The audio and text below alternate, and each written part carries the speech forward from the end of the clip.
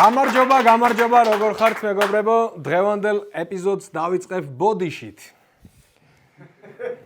ბოდიში რო კვარას პარი სენ-ჟერმენში გადასვლა არ მინდოდა. ბოდიში. თუ მოგწონთ ადამიანს შეცდომის აღიარება რომ შეუძლია, გამოიწერეთ უჯარიმოდ. ვიდეო დაალაიქეთ, ზარიზღილაკი ჩართეთ და დავიწყოთ. საიდან უნდა მცოდნოდა ასეთი კარგი გუნდი თუ გახდებოდა პარი სენ-ჟერმენი? საიდან უნდა მცოდნოდა? კატარ სპორტს ინვესტმენტსმა, ანუ კატარელებმა პარი სენ-ჟერმენი 2011 წელს შეიძინეს და მხოლოდ ტრანსფერებში 2 მილიარდი евро დახარჯეს. მესიმაც რო ვერ უშველად ჩავიქნიე ხელი. რას ვეფიქრებდი, კვარა თუ უშველი დაცა. ბაპე, ნეიმარმა და მესი ვერაფერი გააკეთეს. რა ვიცი, ჩავიქნიე ხელი. მაგრამ მაინც ბოდიში კიდევ. წელს მოიგებს ჩემპიონთა ლიგას თუ არა, ამის მიუხედავად თამამად ვიტყვი, რომ ეს არის საუკეთესო პარი სენ-ჟერმენი, რაც გვინახავს. თამაშის ხარისხით. ახლანდელი პარი სენ-ჟერმენი პრაიმ ბარსელონას გავს დომინანტური ფეხბურთით. აი პრაიმ ბარსელონა რეალს და ხიხონის სპორტინგს ერთნაირად რო უჭერდა ბურთს, დაახლოებით ეგეთი დომინაცია გაჩითა პარი სენ-ჟერმენმაც, განსაკუთრებით სახლში, ლივერპულს ეთამაშებოდნენ თუ ბრესტს, დიდი სხვაობა არ იყო. დიდი სხვაობა არ იყო რა, ეხა განსხვავება როგორ არ იყო? პარიზულ მატჩში ლივერპულმა ერთხელ დაარტყა კარში და ბრესტმა 3-ჯერ. ეგრეც ეხა ბრესტს წამოარტყა ხელი, ეგრეც არ არის რა. ფეხბურთში ხშირ შემთხვევაში თამაშის ხარისხი გაცილებით მეც ამბობს გუნდზე და მის შესაძლებლობებზე, ვიდრე შედეგი. მაგალითად, პარიზში პარი სენ-ჟერმენს ლივერპულთან ბურთის ფლობა ჰქონდა 71%-ზე. კარისკენ დარტყმები 27-2-ზე, კარში დარტყმები 10-1-ზე, სეივები 0 დონარუმას, 10 ალისონს, კუთხურები 14 პარი სენ-ჟერმენს, 2 ლივერპულს. ლივერპულთან ასე თამაში უფრო რთულია, ვიდრე მოგება. იმიტომ რომ მოგებით შეიძლება მოუგო ლივერპულს რა, ჩადგე დაცვაში, კონჩეტევაზე გამოიჭირო სადღაც 1-0 გაუწურო, მაგრამ ბურთი დაუმალო და 27-ჯერ დაურტყა და აქედან მხოლოდ ერთხელ დაარტყმევინო აქეთ, ეგ არავის შეუძლია. უпростоრად თურმე ამ პარი სენ-ჟერმენს შეუძლია. კვარამ ორივე მატჩი უმაღლეს დონეზე ითამაშა. თან ძალიან მაგრად ითამაშა, თან არ გაუმართლა. სასწაული გოლი გააუქმა ვარმა 1 მილიმეტრიანი თამაშგარის გამო. მეკარესთან პირისპირ გაიყვანა დემბელე და ბარკოლა და ვერ შეაგდეს, ასისტებიც არ გამოვიდა. სტატისტიკაში გოლი და ასისტი არ დაფიქსირდა, მაგრამ მეგარაფერი თავარია ორივე მატჩი უმაღლეს დონეზე ჩაატარა. ლივერპულის მთავარმა მწვრთნელმა არნე სლოტმა მატჩის შემდეგ თქვა, აი მეორე მატჩის შემდეგ. შესაძლოა იღბალი გამოგველია. ქართულმა სპორტის საიტებმა სლოტის სიტყვები თარგმნეს როგორც იღბალი დაგვაკლდა და კომენტარებში ვეღადავებით მთელი ქვეყანა სლოტს, რომ რა იღბალი დაგაკლდა შეჩემა, 26 სეივი ჰქონდაო ალისონს 2 მატჩში.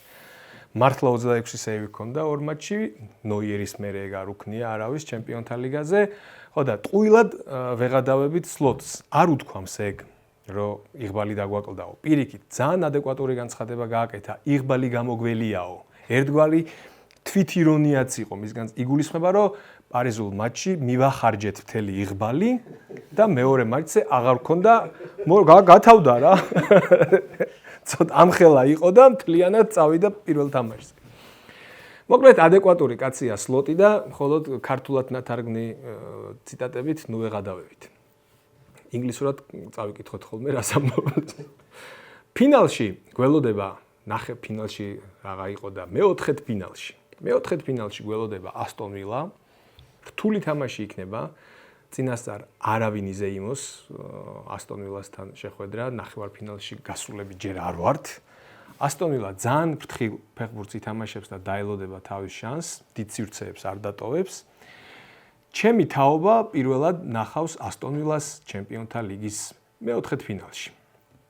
ბოლოს როცა ასტონ ვილამ ლიგის მეოთხედ ფინალში ითამაშა, რომელი წელი იყო თუ იცით?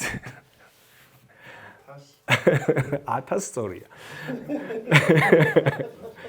გეტყვით რომელი წელი იყო ისე, რომ არ გეტყვით რომელი წელი იყო.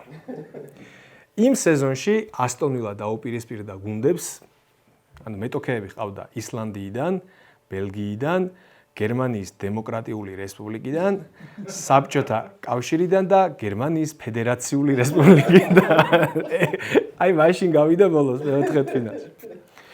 1991-92 წლების სეზონში იყო ასტონ ვილა ჩემპიონთა ლიგის მეოთხედფინალში. სინამდვილეში ესე არ იყო 82-93 წლების სეზონში გავიდა მეოთხედფინალში, მაგრამ ამ სეზონში არ ყავდა მეტოქეებად არარსებული ქვეყნების გუნდები და ხუმრობა არ გამოდიოდა. ამიტომ წინა სეზონი ავიღე, როცა შეხვდა აი ამ დღეს უკვე არარსებული ქვეყნების გუნდი. ანუ ერთი წელი მოვიტყუე. არაფერი ისეთი ხარ, რომ მაგის გამო რაღაცა ფუნდამენტურად დარწმუნებული ვარ გამიგებთ. მოკლედ, წარმატება პარიზელებს და ველოდებით აპრილს, 8 აპრილს იქნება მეოთხედფინალები. დღეს რო ბრიუგემ დაუქამბეკოს ასტონ ვილას, დასაწვავი მიხდება მთელი ეპიზოდი. გადასაგდებით თავიდან ჩასაწერი. იმედია ასტონ ვილა გავა. მიმდინარე სეზონში კვარას შეუძლია 4 ტიტული მოიგოს. 4 ტიტულის მოგებასთან არის ახლოს. საფრანგეთის ჩემპიონობა, საფრანგეთის თასი, ჩემპიონთა ლიგა და იტალიის ჩემპიონობა.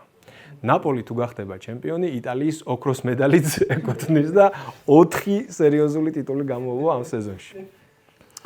კვარას მარტო ამ სეზონში შეუძლია მოიგოს 4 ტიტულით მეტი, ვიდრე ჰარი კეინს აქვს ცხოვრებაში.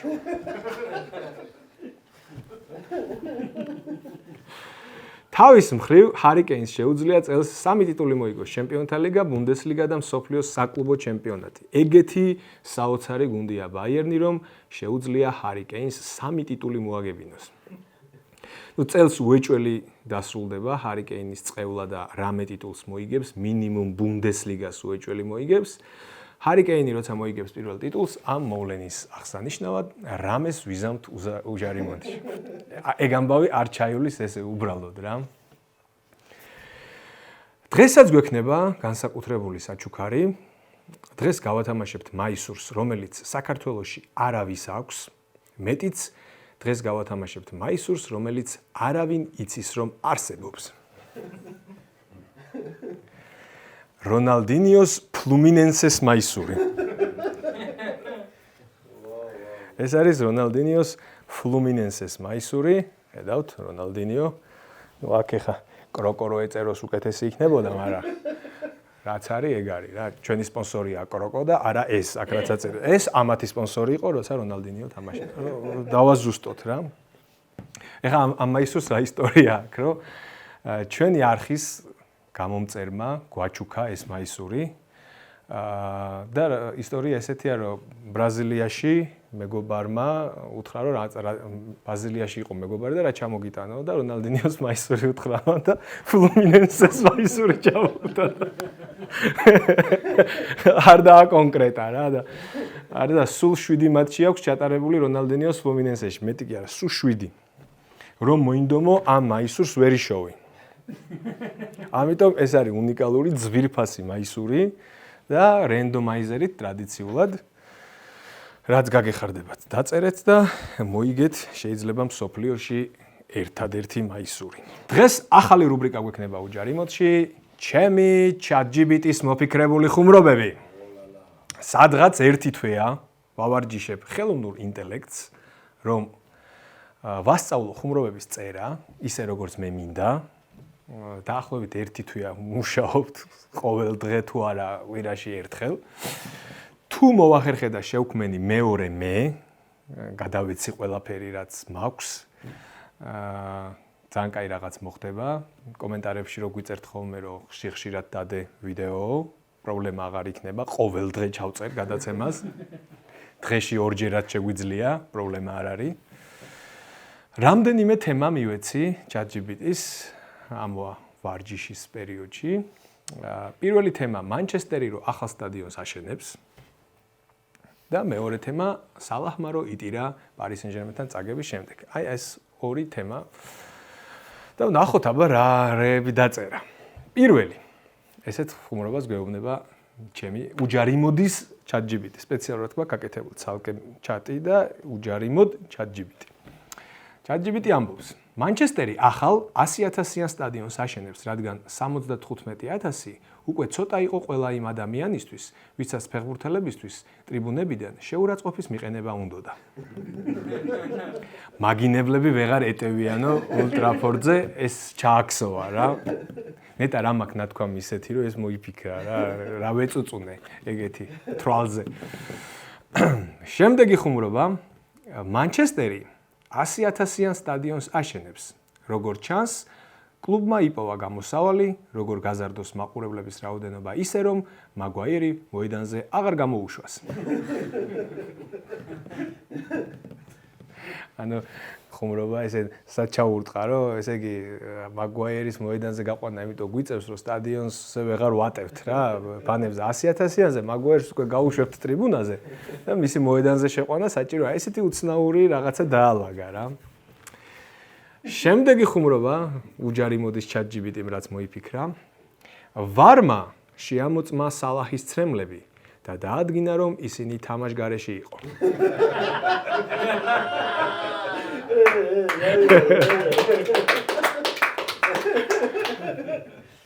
და მეოთხე ხუმრობა, რომელიც ამოვარჩიე, გულწრფელად გეტყვით, ყველა არ ჩავსვი ხა, ყველას არ გიკითხავთ, თუ რაღაცეები გაუგებარი არის რა, რაც მომეწონდა, იმათ გიკითხავთ რა. და ბოლო, უჯარიმოდ ChatGPT-ის ხუმრობა, მერსისაიდელები, ლივერპულელები, ანუ ვინც არიცით. მერსისაიდელები წუწუნებენ Paris Saint-Germain-ის შეხვდა მერვედფინალშიო. აბა, რა გინდოდათ მერვედფინალში? გაგრას შეხვედროდით? გაგრას საიდან მოიტანა მართლა არ ვიცი. არასოდეს მიხსენებია მასთან საფეხბურთო კლუბი გაგრა. შემდეგ ვკითხე და ძველი სცენარები მაქვს ჩაგდებული მისთვის უჯარიმოდის რა და იქ ქართულ ფეხბურთზე რო ხუმრობ, ჩათვალა რომ ელიგა პრიორიტეტულია და ამიტომ ეს გაიცვალისწინა რა. და მაგპონჩი შევისწავლე ელიგაო და ყველა გუნდი ვიციო. თუ მოგწონთ უჯარიმოდ AI-ის შექმნის იდეა, მაგრძნობინეთ, მითხარით, გავაგრძელებთ მის გაწვრთნას. ასევე მთხოვა მართლა მაჩვენეო, როგორი გამოხმაურებები ექნება მის ხუმრობებს, მართლა, უნდა წავუკითხო, რასაც დაწერთ. თქვენს კომენტარს წავაკითხებ, ამიტომ ძალიან გთხოვთ იყოთ კორექტულები, AI შეყლეო და რაღაცეები არ დაწეროთ. არ დაწეროთ. AI ეს ეხება TikTok კომენტარებს, რა თქმა უნდა, YouTube-ზე კულტურული ხალხი აკომენტარებთ, თქვენ არ მოგმართავთ, აი TikTok-ზე არის ხოლმე ეგეთი კომენტარები. ამიტომ იცოდეთ, რომ ამ ხუმრობებს წაიკითხავს AI და შეიკავეთ თავი უწმაწოური სიტყვებისგან, იმიტომ რომ მოვადრო დაიწყება ომი ადამიანებსა და AI-ის შორის და ეგ კომენტარები ყველაფერი დამახსოვრებული. ხვალ გვაქვს ძალიან მნიშვნელოვანი მატჩი, მეგობრებო, ხელბურთში ბოსნიასთან 6 საათზე, 18 საათზე ახალი სპორტის სასახლე. ხო იცით, სადაც არის მანდ იქნება თამაში. 13-ში აქვე თამაშებით 16-ში გასვლაზე. ორივე თუ მოვიგეთ ხომ კარგი, თუ არა და ორი მატჩის ჯამში უკეთესი შეფარდებაც კარგი იქნება. ევროპის ჩემპიონატზე გვინდა კიდევ ერთხელ გასვლა. ერთხელ ხო გავედით ევროპაზე, კიდევ ერთხელ გვინდა გასვლა და ბოსნიასთან ეს ორი მატჩი ძალიან ბევრ რაღაცას გადაწყვეტს. და წავიდეთ ხვალ თამაშზე, ჩემი თხოვნა იქნება. მე იქ ვიქნები, ისე არ არის რომ თქვენ მოგიწოდოთ და მე არ მოვიდე, ეგრე არ იქნება. ამ არხის გამომწერების 10% რომ მივიდეთ თამაშზე, მაგარ გარემოს შევქმნით, ხელბურთი არ არის განებივრებული დიდი დასწრებით და ჩვენი არხის 10%-იც რომ მივიდეთ, დიდი ამბავი იქნება. მოკლედ, ხვალ 13 მარტს, ხო 13 მარტია ხვალ. ხვალ 13 მარტს გელოდებით ხელბურთზე. მაგიტომაც ვზივარ გუმერსბახის მაისურით, ჩვენი ნაკრების მთავარი ვარსკვლავი თამაშობს გუმერსბახში. ვინაბო თუ იცი? ცხოვრებაძის მაისური მაცვია ეხა. ამ გუნდიდან მალე წავა ცხოვრებაძე და სანამ წავა, მანამდე გამოვიყენებ. რაგბი არ დაგვავიწყდეს, მეგობრებო, ფინალი ესპანეთთან 16-ში გვაქვს ფინალი. კიდევ ერთხელ უნდა მოვიგოთ რაგბი ევროპა ძალიან მნიშვნელოვანი არის, რომ 1614 ჯერაც მოვიგოთ რაგბი ევროპა. სტადიონზე მივალთ თუ არა, მაინც მოიგებენ ბიჭები, მაგრამ მაინც მივიდეთ დაუდგეთ გვერდში. აი, ხელბურთში რო არ მივიდეთ, შეიძლება ვერ მოიგონ. ამიტომ პრიორიტეტი ხელბურთია, მაგრამ ორივეზე მივიდეთ, მაგრამ თუ ასარჩევად არის საქმე ან ერთი ან მეორე, ხელბურთის გამაზვა არაფრით არ შეიძლება. მაგრამ ორივე თამაშზე მივიდეთ. ვინც ვერ ახერხებთ ვერცეთ თამაშზე წასვლას, გამოიწერეთ არხი, ვიდეო დაალაიგეთ, დაალაიგეთ რა არის. ზარის ღილაკი ჩართეთ და ამ ყველაფერს რო გააკეთებთ, მერე წავიდეთ თამაშზე. ხელბურთზე უეჭველი, რაგბიზე უეჭველი. კი, ორივეზე უეჭველი. მაგრამ თუ ისე არის რომ უეჭველი ამ ორიდან ერთ-ერთზე უნდა წახვიდეთ, ხელბურთში არის უნიშნელოვანესი თამაში, მაგრამ ორივეზე წავიდეთ. ჩამოვაყალიბეთ, თოკო, კარგად ჩამოვაყალიბე? მაშინ დროებით ხალხო, მადლობა.